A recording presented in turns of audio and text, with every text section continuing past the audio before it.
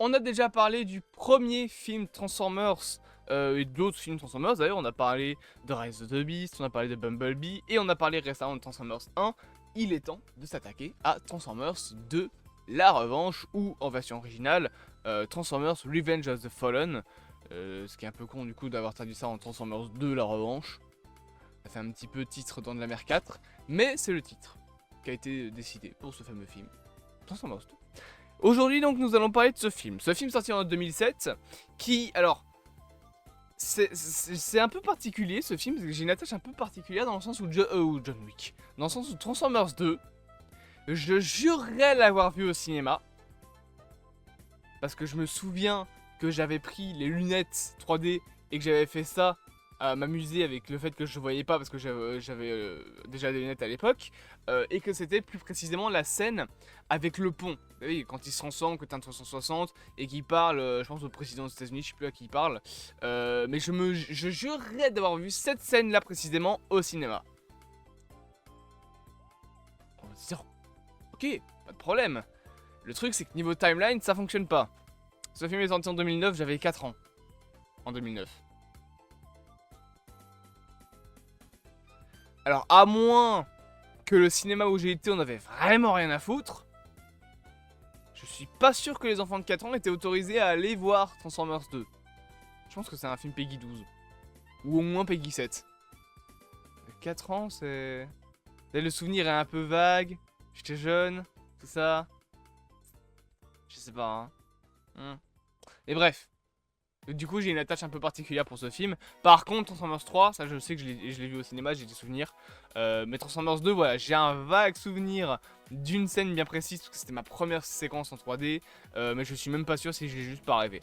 Mais donc, Transformers 2 prend place, bien évidemment, après le premier film. Les Autobots sont arrivés sur Terre. Une nouvelle vague de Transformers est arrivée, d'Autobots plus précisément, avec l'arrivée de Arcee, de Skid, de Mudflap. Des 3 autres Transformers, voilà, Elita One et l'autre je sais plus comment elle s'appelle, mais de toute façon elles sont ultra moches, donc on s'en fout, de Sideswipe. Donc voilà, il y a eu pas mal d'Autobots qui sont arrivés sur Terre, mais il n'y a pas que des Autobots qui arrivent sur Terre, il y a aussi des Decepticons. Malgré la mort de Megatron, on en a de nouveau, Sideways, les Constructicons également, voilà, les Decepticons sont arrivés sur Terre également, et un nouveau conflit commence à s'installer avec les Autobots, puisque on nous parle au début du film du réveil d'un ennemi puissant appelé le Fallen, qui tuera les Primes et régnera sur le monde. Ouh, c'est mystérieux. Alors, ce film, Transformers 2, je vais pas y aller par 4 chemins, c'est le pire de la saga. C'est pas dire. Voilà, Transformers 2, c'est... Je vais pas dire le pire... Ce serait méchant de dire le pire, mais je vais dire que c'est le moins bon. Parce que là où Transformers 1, c'était un film des années 2000, ok, il y a une modernisation qui devait être faite des Transformers, etc. Il y avait des problèmes, notamment au niveau des développements des personnages. Mais Transformers 2 a d'autres problèmes que le développement de personnages. Alors le développement de personnages des Transformers c'est inexistant. T'as un léger développement de petit animal de compagnie avec Bumblebee limite, parce qu'il est triste que Sam va à la fac et que du coup il pourra pas amener la Camaro avec, parce que les mecs apparemment aux États-Unis quand t'es à la fac t'as pas le droit d'avoir une voiture. Alors je me permets quand même, hein, mais c'est pas complètement con. Genre ah non t'es à la fac t'as pas le droit à une voiture, t'es en première année t'as pas le droit à la voiture. C'est bizarre les US, hein. Parce que ici en Belgique, en tout cas à l'UNIF, première année, tu peux déjà avoir une voiture. Après, personne se ramène avec une Camaro, c'est vrai. 3 quarts, ils ont des scooters ou des petites Clio 2. Je pense que la voiture la plus chère que j'ai vue, ça devait être une Renault qui date d'il y a 20 ans. Après, c'est les étudiants, mais bon voilà. Bref, c'est un petit peu un truc un peu con de dire ça, mais voilà. On a 2-3 développements de personnages. Oui, t'as Optimus Prime. Qui va toujours avoir le même caractère, qui va dire oui mais Sam tu es mon ami, et t'as Sam qui va d'ailleurs lui lâcher le truc le plus connard du monde en mode ouais mais c'est pas ma guerre, démerde-toi. Et j'aime bien cette phrase parce que enfin c'est pas vraiment ça qu'il dit mais en gros c'est ce qu'il dit, parce que donc Optimus l'appelle en lui disant faut qu'on parle, les Decepticons sont en train de revenir. T'as Sam qui lui dit non mais enfin vous êtes les Autobots, vous avez pas besoin de moi, t'es Optimus Prime, tu t'es débrouillé tout seul. en mode ouais c'est bon, lâche-moi les couilles, je suis à la fac, je suis jeune, fous-moi la paix, laisse-moi vivre. Et je pense que 5 minutes après dans le film, Optimus Prime meurt. Et j'aurais été ça, mais je m'en serais tellement voulu. Mais tellement. Parce que c'est sûr et certain que si Sam était resté et avait aidé Optimus, Optimus ne serait pas mort. On parlera de la mort d'Optimus Prime après. Mais donc voilà, le film est différent dans son scénario, on a le Fallen qui revient, mais on a aussi pas mal de problèmes. Déjà, le développement de personnage, je l'ai dit, les Autobots, voilà, déjà il y en a beaucoup trop même. Il y en a certains, c'est ridicule niveau développement. Je pense notamment aux 3 sœurs, justement, donc Arcee, Evita One et l'autre, je sais plus comment elle s'appelle. Elles meurent toutes les 3 de manière complètement ridicule et elles ont le pire design du monde. On dirait des bouts de scrap metal dans l'Elite Company. Donc vraiment, elles ont un drôle de design. Et les seuls Transformers qui ont un tant soit peu de design, de développement, pardon, c'est Sideswipe. Voilà, je sais que beaucoup de gens adorent le Sideswipe des films. Alors, on va se calmer 30 secondes, hein, c'est pas le développement le plus incroyable pour un film Transformers. Même pour une licence Transformers, c'est clairement l'un des Transformers les moins bien développés. Mais, j'avoue que son design est cool.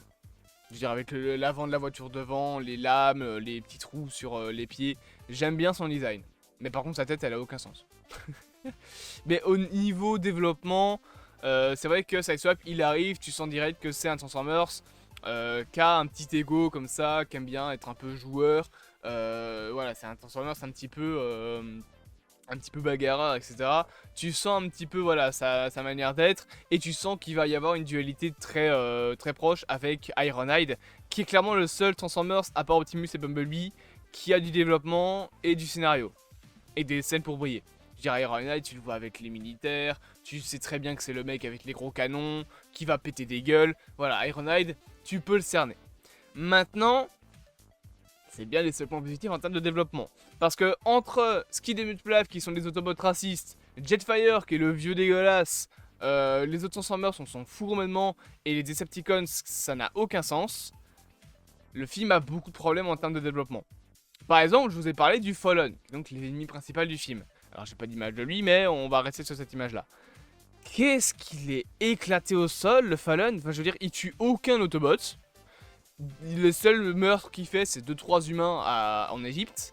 Et Optimus le bute en 5 minutes de combat, même pas. Le mec qui fait un tant soit peu de choses dans ce film-là, c'est Megatron, qui abat par derrière comme un lâche Optimus Prime. D'ailleurs, justement, la fameuse scène de mort d'Optimus, c'est une scène, bien évidemment, alors ça c'est les Autobots racistes, calquée sur la mort d'Optimus dans la G1. Et du coup, voilà, on essaye d'avoir le même sentiment que dans la G1, où les enfants étaient traumatisés par la mort d'Optimus Prime. Sauf que dans la G1, ça arrivait dans un film qui faisait la transition entre 2 saisons. 2 ans après le début de la série. Donc quand Optimus meurt, dans la G1, il meurt vraiment. Alors ok, il revient 5-6 épisodes après, mais il meurt.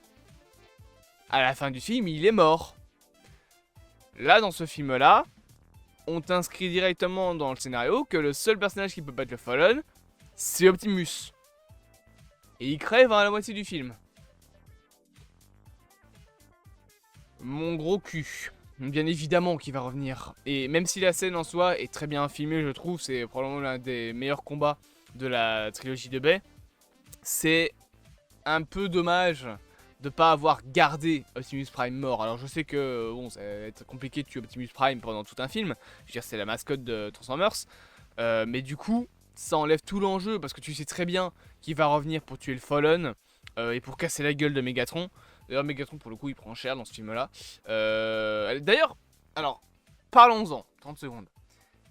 Ils ont réanimé le Fallen en tuant Optimus Prime. Ok.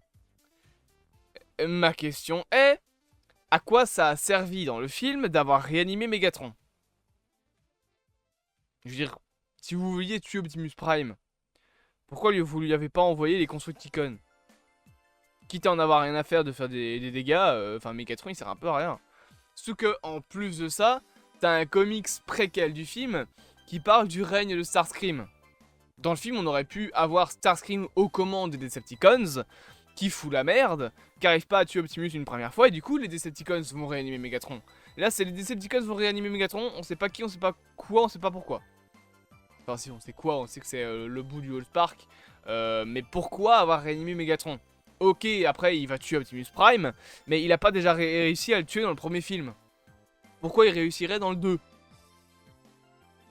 Scénario, vous allez me dire, il réussit, mais bon, parce qu'il est affaibli, parce que Optimus s'est fait péter la gueule par 4 autres Decepticons. Mais en soi, vous lui envoyez les Constructicons et Optimus, au revoir. Il est dévastateur, Optimus, il peut juste courir devant lui. Enfin, au bout d'un moment, je veux bien que Optimus, il est puissant, mais faut pas exagérer. La réanimation de Megatron n'a pas vraiment de sens scénaristique. Ça aurait eu plus de sens si on avait eu le truc avec Starscream des comics qui aurait été récupéré, dans le sens où on dit dans la fin du film, ouais, que Starscream, il est devenu le chef des Decepticons, que c'est la merde, que les Decepticons ne lui font plus confiance et préfèrent aller réanimer Megatron. Ça aurait été mieux comme ça. Maintenant, il y a quand même des scènes qui sont intéressantes. Notamment les deux scènes, les deux scènes d'intro. Donc premièrement l'attaque avec Sideways, je trouvais que c'était plutôt cool. Et à part le côté avec Skid et Mudflap qui sont en camion de glace et qui font les cons, ça vraiment c'est inutile. Et la scène avec Ravage envoyé par Soundwave récupérer le bout de, comment dire, le bout de Allspark dans la base américaine. Cette scène là était intéressante. Maintenant il y a quand même des problèmes dans le film, notamment le coup du robot Transformers qui se transforme en femme pour essayer de chauffer Sam. Alors ok, c'est les années 2000, mais là moi je peux pas. Non, ça suffit, les Transformers qui se transforment en humain là, c'est quoi ce bordel? Enfin non, voilà, surtout qu'en plus ça fait un truc avec une amourette débile avec le personnage de Megan Fox, je sais même plus comment il s'appelle. Non, pas Carly, Carly c'était dans le 3, c'est Alice? Je sais plus, je m'en fous. Random personnage féminin numéro 45. Mais donc ce personnage là va y avoir voilà la petite connerie en mode ouais Sam je te quitte, tu m'as trompé. Sam qui va dire non non mais c'était un Transformers. Putain. Alors les scénaristes, comment vous le dire avec des mots simples? On s'en bat les couilles. On s'en fout des personnages humains et ils sont pas intéressants. Mettez-nous Optimus Prime là, ça suffit. Mettez-nous Ironhide, mettez-nous les Autobots qui, après la mort de leur chef, ont plus confiance en les êtres humains. Il commençait à y avoir ça avec Ironhide qui dit ouais mais putain Optimus il est mort, c'est pas notre combat, pourquoi on se bat encore contre les humains? Ils ont pas été foutus d'aider Optimus Prime. Ça c'était intéressant, il aurait fallu creuser là-dedans. Montrer que Ironhide, si son chef il est mort, les humains ils s'en foutent. Et lui il est là pour son chef, il est là pour Optimus. Il est là pour ses amis. Il est pas là pour sauver les humains, c'est sa quête secondaire dans la vie ça. Lui d'abord il est là pour son chef. Si son chef est mort, il a rien à foutre là. Ça c'est intéressant. Développer ça, développer les Transformers. Les personnages humains qui font ah tu m'as trompé avec un robot. Putain on s'en bat les couilles. Mes modèles mais géants. C'est des scènes qui ralentissent le film pour que dalle. Mais bon. On va me dire, qu'il est des années 2000, oui bah, nique ta mère les années 2000. Putain, et il y a encore des gens qui vont venir me dire que c'était mieux avant. Hein. Le meilleur film Transformers, il est sorti en 2018. Hein. C'était pas mieux avant. D'ailleurs, c'est pour ça que le 3, pour le coup, est moins pire que les autres. Enfin, est le meilleur d'ailleurs de la saga de Michael Bay. Et parce que le 3, au moins, il y a moins ça. Il y a moins ce côté amourette débile. Enfin, il y a encore un peu. Mais vraiment au début du film, il y est moins, je trouve, que dans les anciens films. La caméra bug. Donc en résumé, Transformers 2, c'est un bon divertissement, on va pas se mentir malgré tout. Voilà, il y a quand même des bonnes scènes, il y a des bons moments, même s'il y a toujours le côté caméra shake tremblante et un petit peu illisibilité des combats, enfin illisibilité pardon des combats, ça reste quand même du bon divertissement. Je vais pas faire ma mauvaise langue. C'est juste que, bon, entre Jetfire, les Transformers racistes, les designs qui sont inutiles, les Transformers qui sont débiles, les côtés de scénario qui sont pas vraiment cohérents, les robots qui meurent sans aucune putain de raison, et le coup du je suis sous le scrotum de l'ennemi quand on parle d'un truc qui fait 40 mètres de haut, voilà quoi, hein. Jusque vraiment dévastateur qu'un scrotum. Vous êtes sérieux les mecs? Putain, ce robot a tué des PC. Tu vas me dire vraiment que dans l'humanité, il y a des gens qui ont dû modéliser les testicules d'un robot.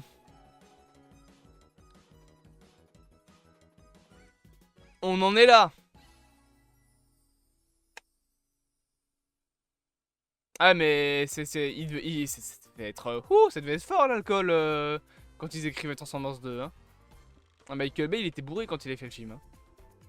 Bref, voilà. On a du gigantisme, on a du divertissement, mais on a un scénario incohérent, mais on a des bonnes musiques. Donc en vrai, c'est un plaisir coupable. J'espère que cette vidéo vous aura plu. Bien évidemment, n'hésitez pas à vous abonner, à partager, à liker et à commenter. Et on se dit à bientôt pour de prochaines aventures.